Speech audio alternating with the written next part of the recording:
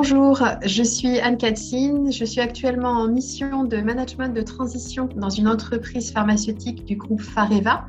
L'entreprise s'appelle Excel Vision et fabrique des produits à usage ophtalmique. J'ai travaillé dans 3 groupes industriels internationaux en chimie et dans le secteur de l'agroalimentaire.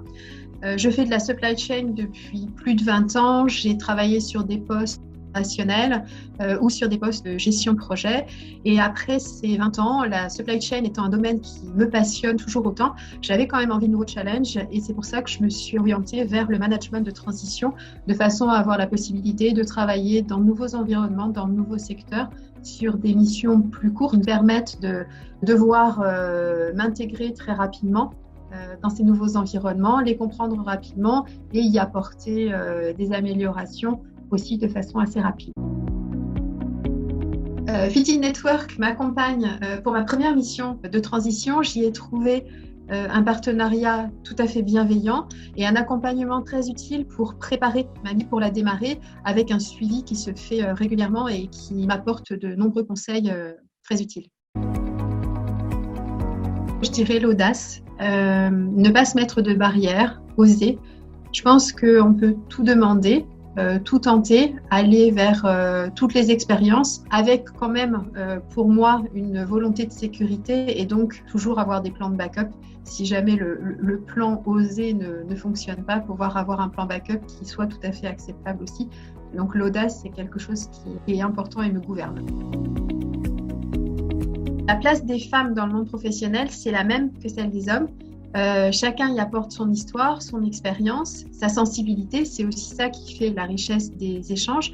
Évidemment, on a tendance à se rapprocher des gens qui nous ressemblent. Ça, c'est humain. Mais la diversité fait quand même la richesse des points de vue. Et donc, la diversité fait aussi la richesse du résultat. Donc, les femmes ont la même place que les hommes.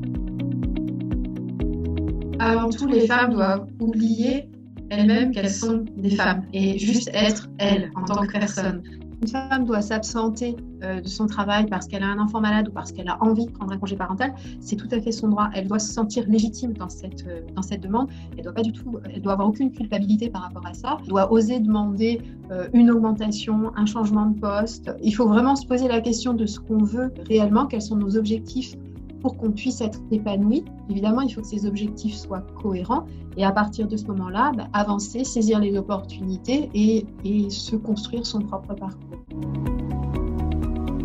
Les femmes apportent leur caractère et donc une sensibilité différente et encore une fois, c'est ce qui fait la richesse des échanges et qu'en étant une femme, on a encore une fois une sensibilité ou un point de vue qui va pouvoir nous donner dans un certain nombre de situations un gros avantage par rapport aux hommes, notamment dans des situations de management ou des situations un petit peu délicates.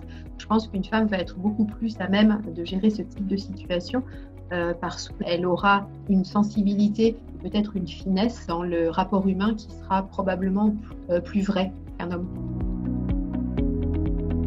Et évidemment, il y a eu énormément de choses qui ont évolué avec le temps. Je pense qu'il y a encore vraiment beaucoup de choses à faire pour que les femmes se sentent épanouies dans le monde professionnel et épanouies dans le travail qu'elles font. Des choses qui pouvaient évoluer au-delà de la façon de se percevoir dans le monde du travail. Je dirais que je pense que si les Français acceptaient d'avoir beaucoup plus de transparence sur leur salaire, que ce soit plus un sujet tabou, ça permettrait, je pense, de mettre beaucoup de choses à plat. C'est-à-dire que s'il y a des écarts qui sont constatés, qui sont discutés, qui sont présentés de façon très, très objective, si ces écarts sont explicables ou justifiés, ça permettra de les comprendre. Et si ces écarts ne sont pas justifiés, ça permettra vraiment d'avoir l'opportunité de les discuter et de les mettre à plat. Le fait de cacher les salaires et que ça reste un sujet tabou, ça met une espèce de doute a priori dans le fait que les hommes et les femmes ne sont pas traités de la même façon. Et il y a forcément des cas où c'est encore comme ça.